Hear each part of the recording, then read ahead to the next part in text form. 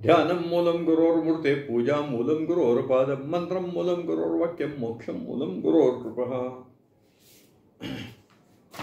सर्व भक्तमंडळींना नमस्कार. मी प्रमोद रेंगे आणि आपण पाहत आहात माझं यूट्यूब चॅनल मोक्षगुरू रामकृष्ण सरस्वती गुरु.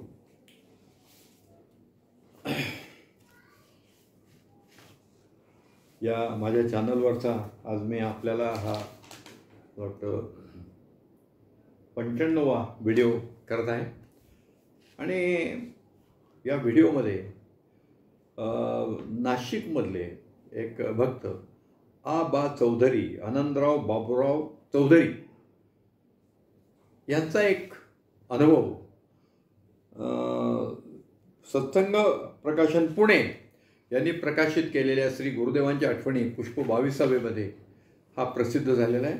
आणि पान क्रमांक 37 ते 39वर हा एक अनुभव आहे. अत्यंत छोटेखानी अनुभव आहे, पण फार महत्त्वाचा अनुभव आहे. या ठिकाणी हे जे चौधरी आहेत त्यांनी असं या ठिकाणी सांगितलं आहे की माझी आई ही शिवोपासक होती, पण स्वतः चौधरी मात्र त्यांचा जो शब्द आहे त्यांनी लिहिलेला सांगतो की मी नाठाळ माणूस होतो आणि मी देव वगैरे काही मानत नसे.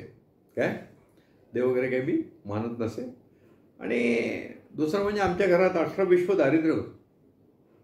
त्यांनी वर्णन केलं आहे ते खरोखरी ते वर्णन ऐकतानाही आपल्याला वाईट वाटतं की त्यांच्या मातोश्री या जोड साड्या नेसायच्या.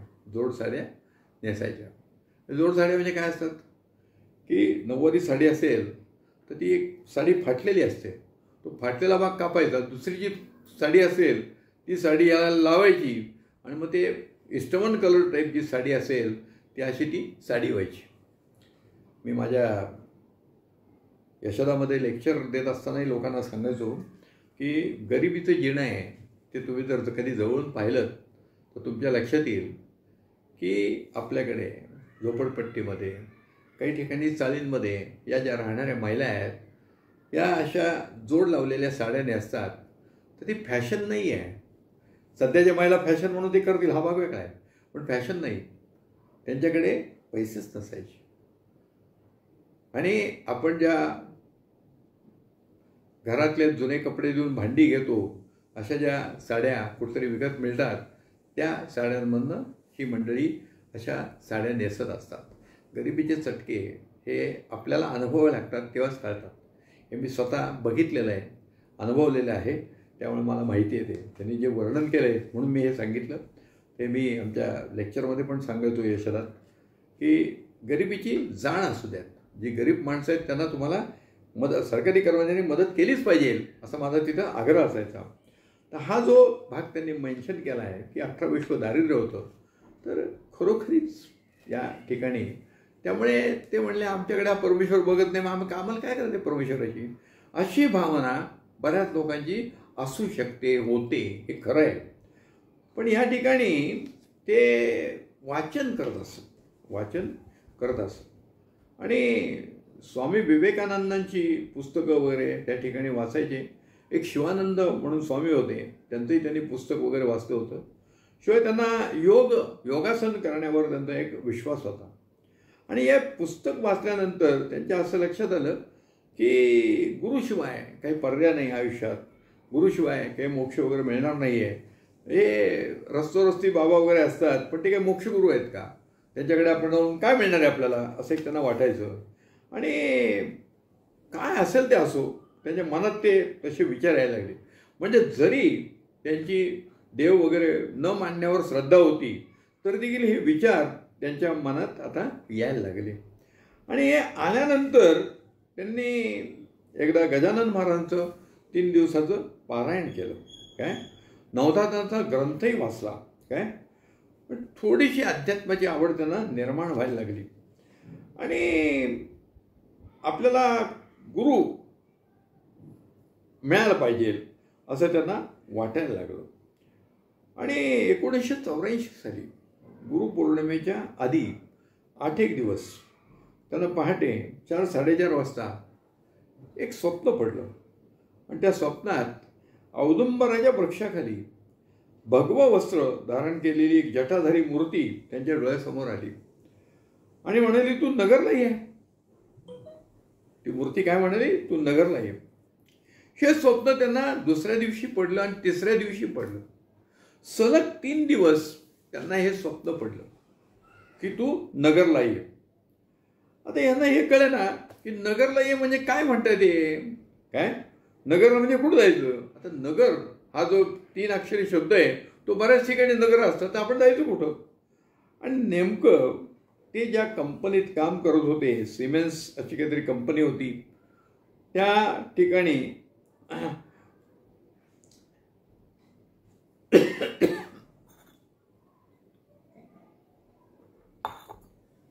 डोंबिवलीमध्ये राहणारे एक खटावकर नावाचे ग्रस्त होते आणि ते कायम नगरला जायचे. आणि मग त्यांना असं वाटलं की आपण खटावकरांना विचारू किंवा नगरला काय आहे, काय नगरला काय आहे का रे, मला नगरला यायचं आहे. तर या चौधरींचे विचार हे मित्र परिवाराला पण माहीत होते. तेव्हा तुला काय करायचं, तू नास्तिक माणूस, नाठाळ माणूस, तुला कशाला नगरच्या चौकशा पाहिजेत काय. तर हे म्हणले. मग त्यांनी ते स्वप्न सांगितले की मला असं स्वप्न पडले, सतत 3 दिवस तेच स्वप्न पडल्यामुळे मी विचारतो. आणि मग एक खटावकर त्यांना म्हणाले की बाबा आता गुरुपौर्णिमा आहे. आता गुरुपौर्णिमा म्हणजे काय असतं हे यांना माहीत नव्हतं. गुरुपौर्णिमा, व्यास पौर्णिमा हे शब्द त्यांच्या काही कानावर तसे गेलेले नव्हते. आणि मग गुरुपौर्णिमेला ते म्हणले ठीक आहे, गुरुपौर्णिमेला मी गुरुपौर्णिमेला नगरला येतो, मला तुम्ही घेऊन चाला, मी तुमच्याच गाडीत नाही येणार. म्हणजे तुम्ही ज्या एसटीतनं जाल त्या गाडी नव्हती, एसटीतनं मी येणार, तूच माझं रिझर्वेशन कर. असं मित्र असल्यामुळे त्यांनी आपलं सांगितलं. ते म्हणले नाही नाही, मला ते गोळेसाहेबांची परवानगी घ्यावी. तेव्हा मला वाटतं सत्संग मंडळाचे अध्यक्ष तिकडे गोळेसाहेब होते आणि गोळेसाहेबांची परवानगी घ्यावी लागेल असं ते म्हणले परवानगी वगैरे घ्यायचं तुझं तू बघ, मला काय सांगू नको, मला तुझ्याबरोबर यायचं आहे. म्हणजे एवढा हा एक हट्ट त्यांनी केला. आणि त्या ठिकाणी खटावकरांनी त्यांना लगेच आपल्या खिशातला जो गुरुदेवांचा फोटो आहे तो त्यांनी दाखवला. आणि तो फोटो पाहिल्यावर अरे म्हणे हेच माझ्या स्वप्नात येत आहेत आणि हेच मला नगरला बोलवत आहेत. म्हणजे हे किती विलक्षण आहे बघा, किती विलक्षण आहे. ज्याच्यावर कृपा करायची असते त्याला ही सद्गुरू जे असतात ते बोलवून घेतात. आता आपले जे सद्गुरू प्रभू रामकृष्ण सरस्वती महाराज हे दत्तात्रेयचे अवतार आहेत, त्यांना काय अशक्य आहे, त्यांनी स्वप्नात जाऊन त्याला ये म्हणून आमंत्रण दिलेलं आहे. हे आमंत्रण दिलेलं आहे आणि याप्रमाणे हे नगरला पोचले. आता नगरला ठाण्याहून नगरला यायचं बराच वेळ लागतो. वाटतं दुपारच्या वेळेस वगैरे ते नगरला गेले आणि त्यावेळेस गुरुदेव काहीतरी देवाची पूजा काहीतरी करत होते असं त्यांनी लिहिलं आहे, संध्याकाळची वगैरे काहीतरी असं असेल. आणि मग त्या ठिकाणी यांचं दर्शन झालं. गुरुदेवांनी त्यांच्याकडे स्नेहल नजरेने बघितलं आणि एक खूण पटल्याचं ते जाणवलं आणि त्यांना फार आनंद वाटला की मी या पृथ्वी तलावरचा सर्वात भाग्यवान माणूस मी आहे असं त्यांना तिथं वाटायला लागलं.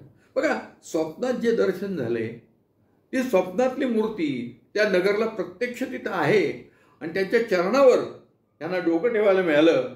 हा किती मोठा हे आहे. म्हणजे मी जेव्हा तुम्हाला सांगतोय की त्यांनी स्वतः बोलवून घेतलं, हे खरोखरीच हा अनुभव हा फार हे आहे.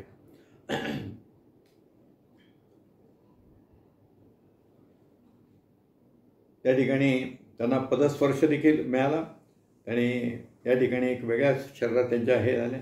आणि त्याच्यानंतर मात्र त्यांना नगरला जायचे वेध लागायला लागले की कधी एकदा नगरला जातोय असं वाटायचं. अर्थात परिस्थिती अवघड होती नगरला जाणं. आणि मग 6 महिन्यांनी ते या मनात विचार यायला लागले. मग त्यांनी एक आपलं नगरहून त्याच्या जिथे राहत होते, मला वाटतं डोंबिवली वगैरे काय कलवाला राहत होते ते, तर त्या ठिकाणून त्यांनी एक गुरुदेवांना पोस्टकार्ड पाठवलं आणि पोस्टकार्डामध्ये सांगितलं की आम्हाला दर्शनाला यायची इच्छा आहे, मी आणि कुटुंबीय दर्शनाला येऊ इच्छितो. गुरुदेवांकडे अशी पत्र येत होती. गुरुदेवांनी ते वाचलं.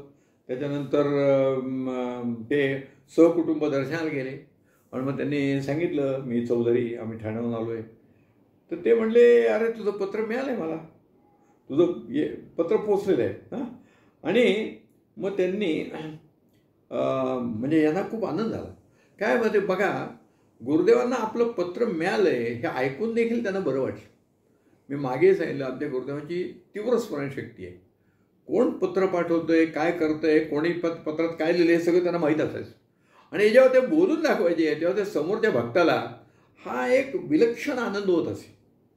आणि मग या ठिकाणी त्यांनी आपलं जे काय बोलणं सुरू केलं तर ते म्हणले, देवा मला काही समजत नाही आहे की आपल्याकडे 33 कोटी देव आहेत, मी कोणत्या देवाला भाजायचं, आणि मी दगडाच्या मूर्तीवर काही विश्वास ठेवणारा माणूस नाही आहे असं मला वाटतं.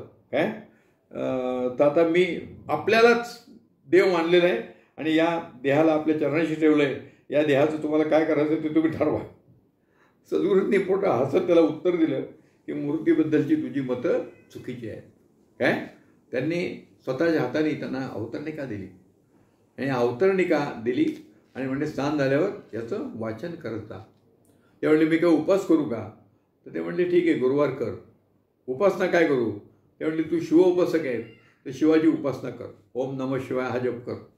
आणि त्यांनी त्यांच्या सौभाग्यवती पण होत्या, सौभाग्यवतींना सोमवार आणि गुरुवारचा देखील उपास करायला गुरुदेवांनी सांगितलं. सौभाग्यवतींनी त्यांना काय पाहिजे ते त्यांनी गुरुदेवांकडे मागितलं. आता त्यांना 3 मुली होत्या आणि त्यांना मुलगा पाहिजे होता. तर हे त्यांना म्हणले की माझी अपेक्षा पूर्ण होईल का, म्हणजे मुलगा पाहिजे, माझी अपेक्षा पूर्ण होईल का? तर गुरुदेव म्हणले, हो होईलच. हा होईलच चला फार महत्त्व आहे या ठिकाणी त्यांनी दिलंय. या चला फार, या चमुळे मला आनंद झाला आणि त्याप्रमाणे मला त्यांनी मुलगा दिला आणि तोही गुरुवारी झाला. आणि त्यांच्या कृपेमुळे, आता त्यांनी लिहिलंय, त्यांच्या कृपेमुळे आम्ही गरिबीतले लोक, आम्ही झोपडपट्टीत राहणारी लोक मोठ्या बंगल्यात राहायला आलो. गुरुचरणाशी आल्यामुळे पूजा कशी करायची ही शिकलो आणि सद्गुरूंनी आमच्यावर कृपा केलेली आहे. या ठिकाणी 3 मुली त्यांना होत्या. 3 मुलींवर त्यांना 4था मुलगा झाला आहे आणि त्यांना स्वतः गुरुदेवांनी बोलवून आपल्या दर्शनाचा लाभ दिला आणि पुत्रप्राप्तीचा आशीर्वाद पण दिला. तर हे कल्याण करणारी ही माझी गुरुमूर्ती आहे, कल्याणकारी गुरुमूर्ती आहे. कल्याणकारी रामराया हा जो त्यांचा एक गुण आहे, त्या गुणाच्या अनुषंगाने या चौधरी यांना हा जो अनुभव आलेला आहे तो अनुभव मी कथन केला आणि याला कल्याणकारी रामराया याच्यामध्येच मी तो क्लब करत आहे. अत्यंत भावस्पर्शी असा अनुभव आहे. अशा एखाद्या ज्याचा कधी त्याला बघितलेलं नाही आहे, जे कधी नगरला येऊन गेलेलं नाही आहे, पण कुठंतरी काहीतरी त्याची श्रद्धा बसू लागली आहे, अशा एका व्यक्तीला स्वप्नात जाऊन त्यांनी नगरला या असं 3 दिवस स्वप्न दर्शन दिलं आणि पुढे ते नगरला आल्यावर त्यांना आशीर्वाद दिले. ही खरोखरीच माझी गुरुमूर्ती ही कल्याणकारी गुरुमूर्ती आहे आणि कल्याणकारी त्यांचं रामराया हे नावच आहे, त्यामुळे मी कल्याणकारी रामराया असंच त्या ह्याला दिलेले. जेवढे पुत्रप्राप्तीचे आत्तापर्यंत अनुभव मी सांगितले ते त्या प्लेलिस्टमध्ये मी ते क्लब तसे केलेले आहेत. फार चांगला अनुभव मी आपल्याला सांगितला. आपण इथे थांबूया. श्री गुरुदेव दत्त.